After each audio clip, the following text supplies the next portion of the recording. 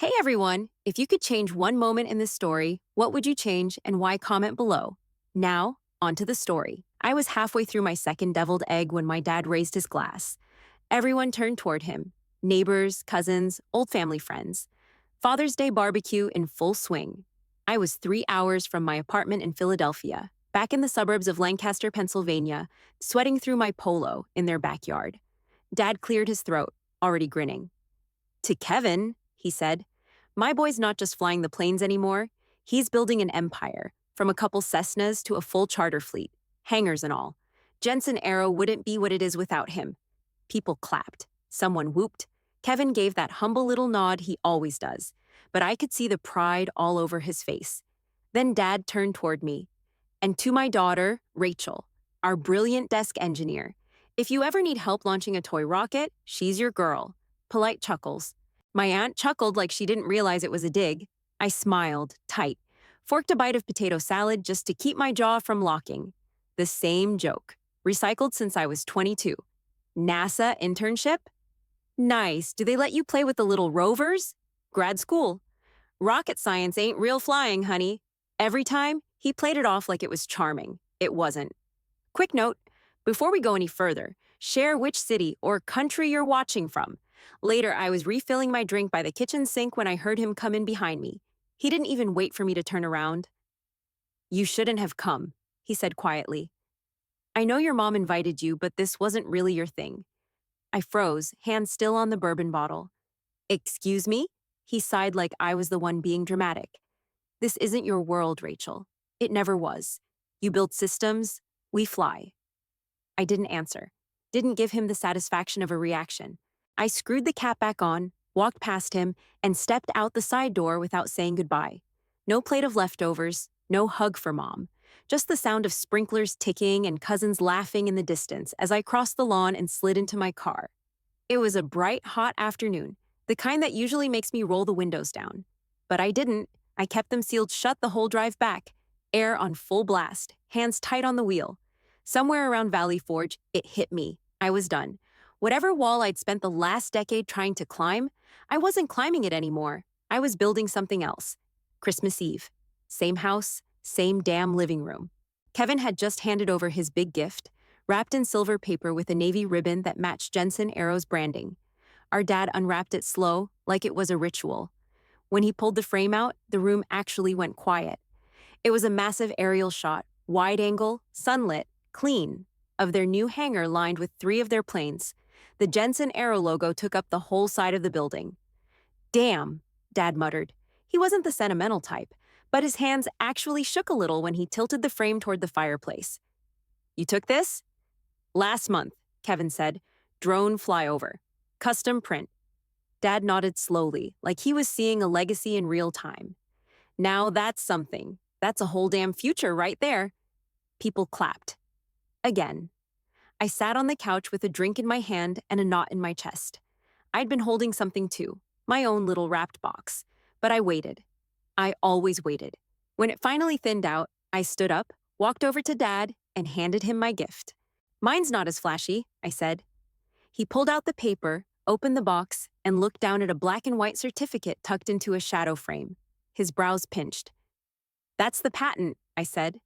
For the dynamic isolation algorithm I built last year, the one NASA implemented into the Orion Crosslink probe. He squinted at it, then blinked up at me. That's nice, he said. Did they give you a raise with it?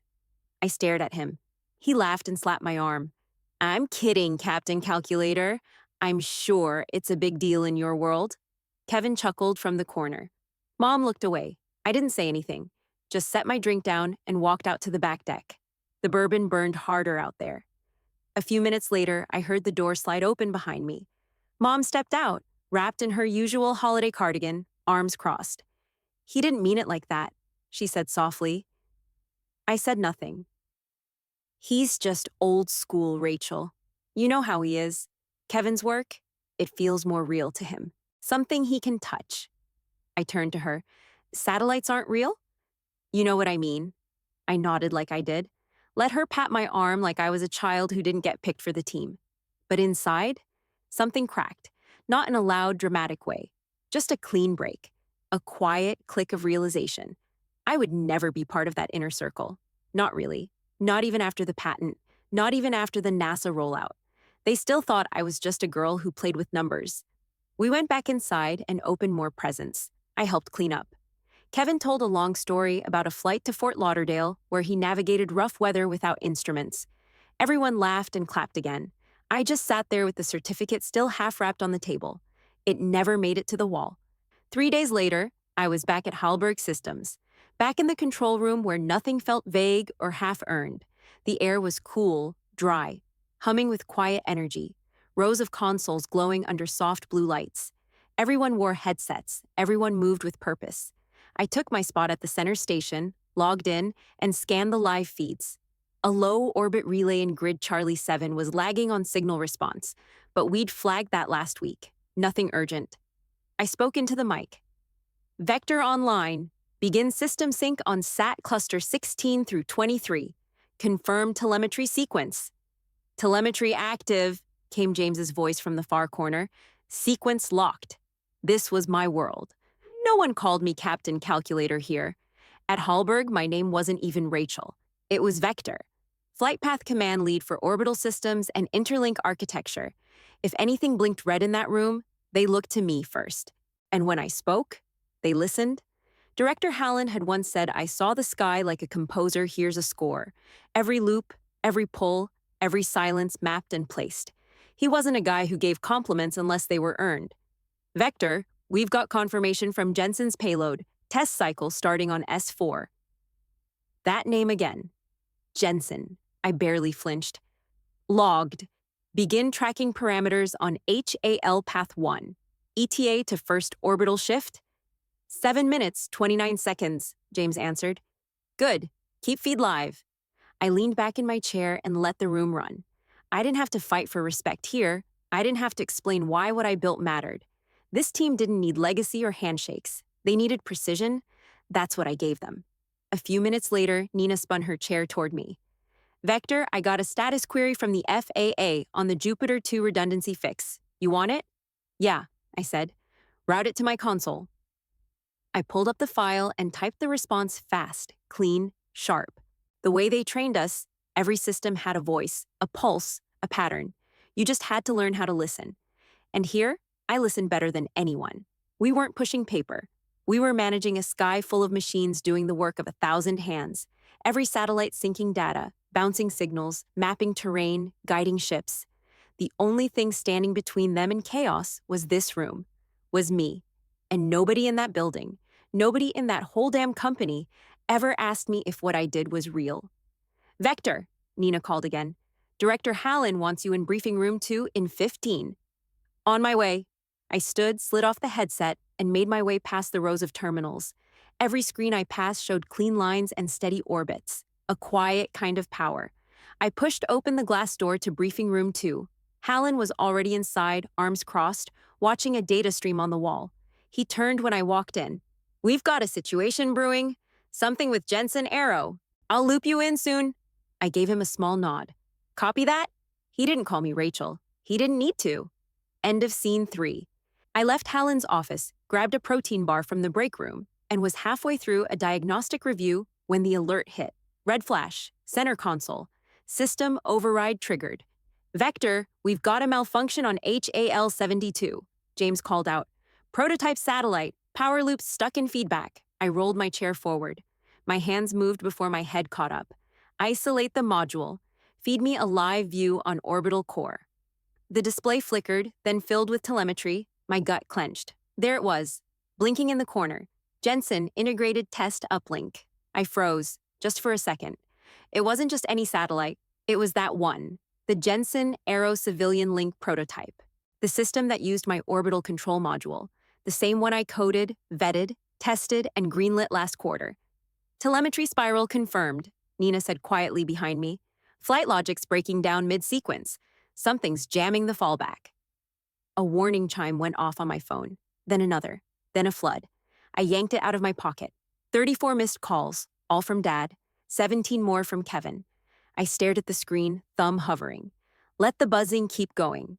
Then I hit Do Not Disturb. No vibrations, no sound, just silence. This wasn't personal. This was procedure. James, I said, trace the breach. Find where the logic corrupted. Start at the actuator failover sequence. He was already typing. On it. Nina leaned in. You want to notify Jensen? No. I kept my eyes on the screen. Not until we isolate the cause. We don't notify until we know. The room got tighter. 10 heads turned my way, but no one said it out loud. They all knew the link. They'd seen the client list. They saw the name too. But no one questioned me. Not here. Another alert hit. Subsystem instability. Power cycling every 12 seconds.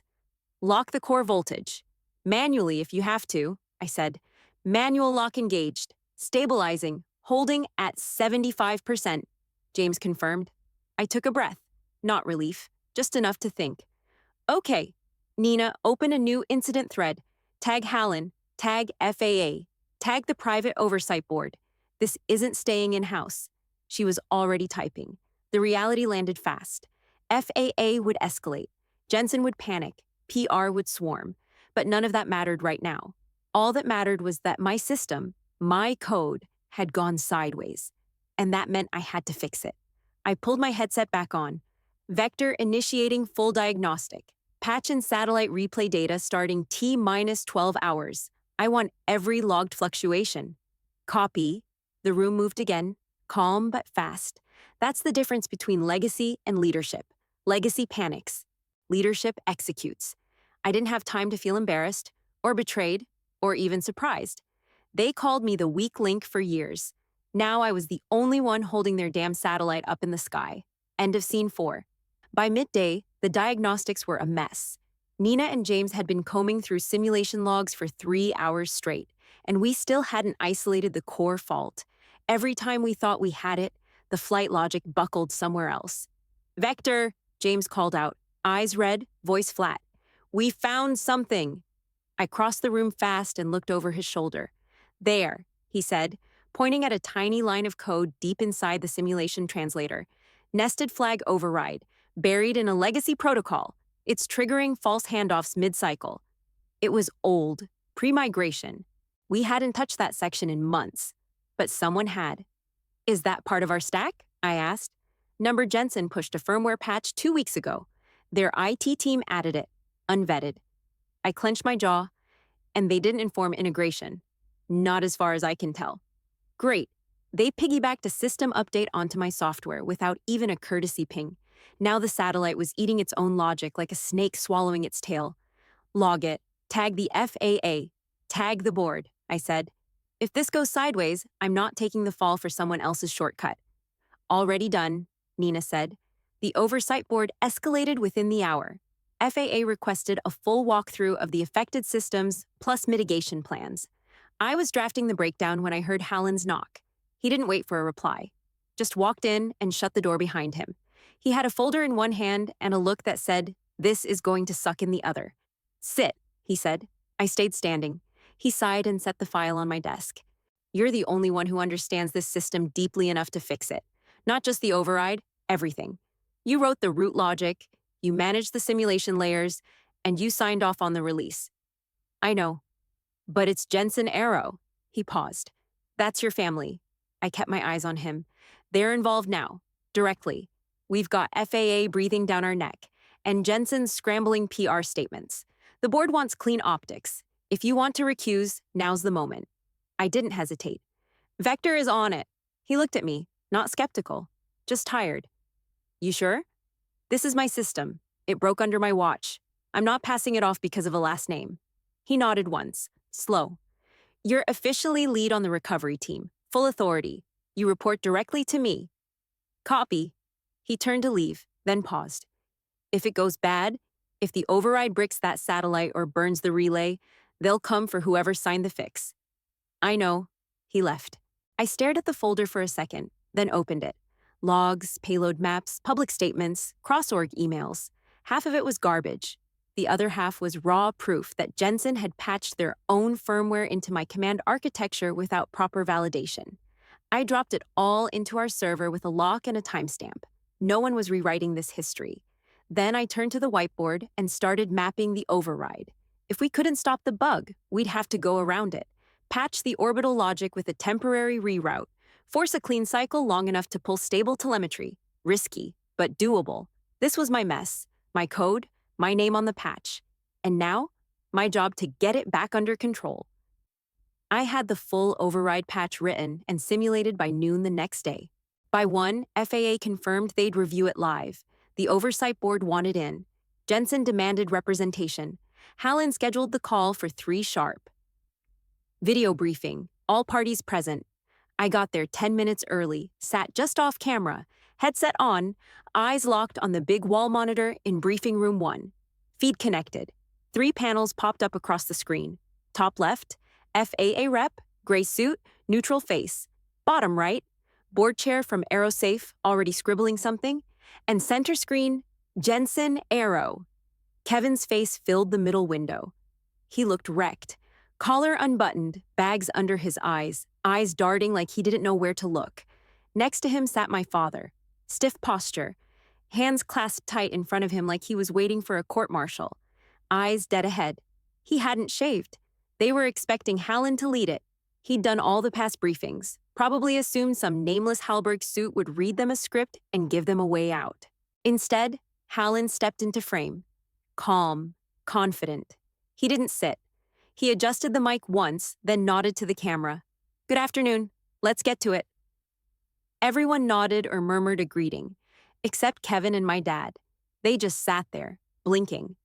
Hallberg Systems is leading the fault recovery on this incident, Hallen continued, and the override protocol has already been developed and tested by our lead. I'll turn it over now to the operations lead and systems commander for this engagement, Vector. He stepped back. I stood, walked into frame, Hallberg flight suit on, badge visible, my headset already transmitting. I didn't look at them first. I looked at the FAA rep. Telemetry confirms the system corruption originates from an unvetted firmware patch applied post-deployment by Jensen Aero's IT division. The exploit triggers recursive logic bleed in the orbital command module, specifically the adaptive fallback layer. Then I looked at the oversight board. The proposed override protocol vector override creates a controlled bypass that isolates the bad logic and forces a hard relay refresh. No firmware rollback, no signal loss. But there's risk. I paused. 40% chance the satellite fails to complete the override cycle. If that happens, onboard storage could wipe. Data loss, total comms blackout. Satellite will remain in orbit but become non-responsive. Dead silence. The FAA rep looked down, probably rereading notes. AeroSafe started typing again. Finally, Kevin leaned forward. Wait, that's the only option? I turned to him, looked him straight in the eye. Unless you want to wait 6 days for orbital reposition and attempt a cold fix. That means total blackout in the meantime. FAA already advised against it. He swallowed, said nothing. Then Dad spoke, quiet, rough. Your running point? I didn't flinch.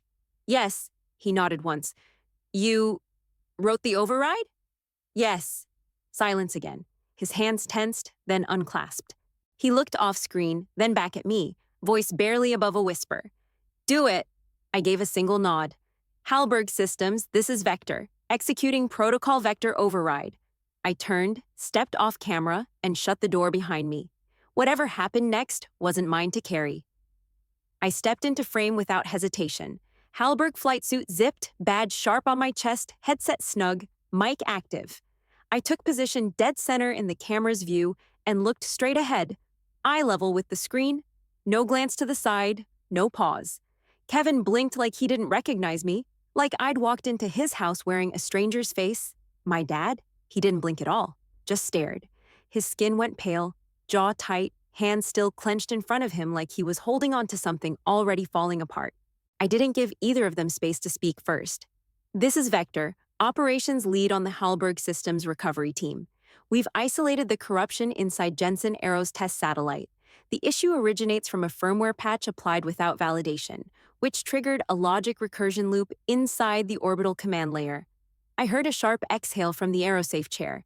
FAA just nodded, focused. The people who mattered were listening. I kept going. We've created a temporary override. It's a custom protocol designed by me. Executed correctly, it isolates the bad logic, resets the fallback, and stabilizes the command cycle. But it's risky. I clicked the remote in my hand. A diagram of the satellite's architecture filled the side screen. The override path glowed red through the system core. There's a 40% chance the patch fails mid-execution, I said. If that happens, we lose storage integrity. Jensen's onboard data archive is wiped. The satellite becomes a dead relay. I let that hang a moment. No drama, just the truth. We require formal approval to proceed. Kevin swallowed hard, shifted in his seat. Can't you optimize that risk window? 40% seems... It's been tested, I said, eyes steady. This is as low as it gets without pushing it into theoretical. You either sign off, or you wait for orbital drift and try a cold fix 6 days from now, with full comms blackout in the meantime. He looked at Dad. Dad hadn't moved. His mouth opened once, then closed again. No bravado left, no smirks.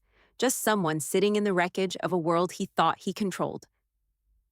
You built this? He asked, not loud, just barely audible. I did. His jaw moved like he wanted to say something else, but nothing came. Just that empty look of someone realizing too late what was in front of him. Then finally, his chin dropped. Do it, he whispered. Not a command, not a challenge, just a man giving up his seat at the table. I turned to the camera. Halberg Systems, this is Vector. Execute protocol, Vector, override. I watched the confirmation light flick green, then backed out of frame. Calm, steady.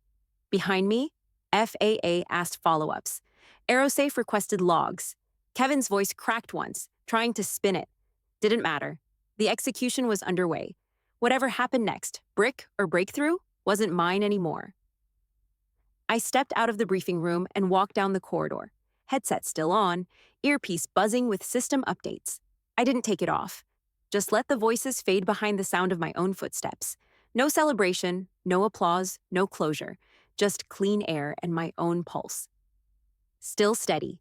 I stood at the front of briefing room 1, the same place I'd delivered the override orders that saved Jensen's satellite. This time, though, the lights were a little brighter and every seat was filled. Director Hallen stepped forward with a small velvet box in his hand. No slides, no ceremony, just a quiet moment and the eyes of everyone who mattered. He opened the box, pulled out the insignia, and pinned it to my collar, just above the Halberg Systems crest. A tight click as the metal locked into place. Then he stepped back, looked me in the eye, and said, "You redefined professionalism under pressure." That was it. That was the highest praise he'd ever given anyone, and I felt it hit harder than any medal. Applause broke out, loud, real, the kind that doesn't need prompting. Nina shouted, "Vector!" James followed, "Vector!" Then the whole room joined in. They didn't say Rachel. They didn't need to. They pulled me into a hug. A whole mess of arms and laughter and genuine pride. This wasn't for PR. This wasn't politics. This was earned.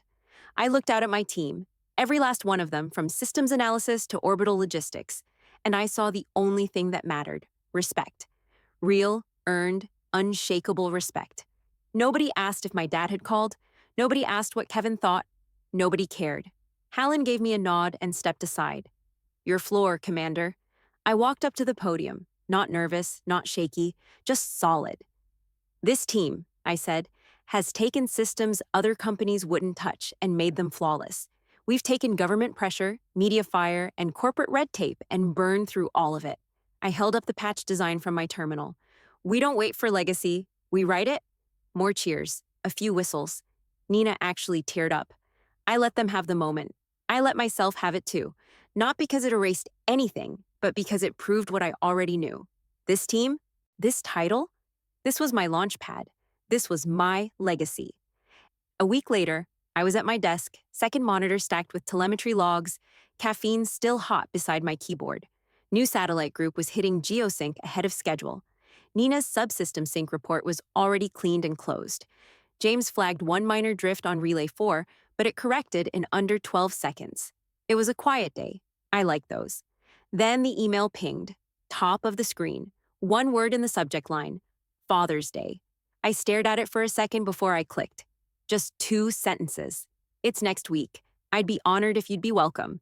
That was it. No joke, no lecture, no fake sentiment, just a reach. I read it again, then again. My stomach didn't drop. My heart didn't race. It was something else. a quiet ache buried somewhere between my ribs. I didn't respond, didn't stare out a window or play back the briefing room in my head. I just moved the message to archive. Then I looked around my office, insignia pinned to the shelf beside my launch badge, my team's names sharp on the wall roster behind me, flight maps scrolling clean on every screen, nothing burned, nothing broken. James knocked on the doorframe. Control wants final confirm on the Polaris upload. You want me to send? Send it, I said. They're clear. He nodded and walked off. I leaned back in my chair. I didn't need a seat at his table. Didn't need his name, or his toast, or some late attempt at reconnection that showed up in my inbox once a year. I built something else, not with blood, with code, with grit, with silence. Legacy isn't something you're handed. It's not passed down with bourbon and barbecue. It's what you build when nobody's watching. And I built mine 30,000 miles above his. End of scene 9. Final rule check. Aggressive, direct tone. Done step-by-step progression. Done. Every scene leads to conflict resolution. Done scene ends with action. Done minimal internal monologue. Done no repeated, invisible, used phrases after first scene. Done dialogue limit respected. Max 3 consecutive lines per character. Done no LGBT themes. Done no emojis. Done engagement block. Do you think Rachel should have replied to her dad's message? Or was she right to walk away? Drop your answer in the comments, and don't forget to like and subscribe for more real stories like this.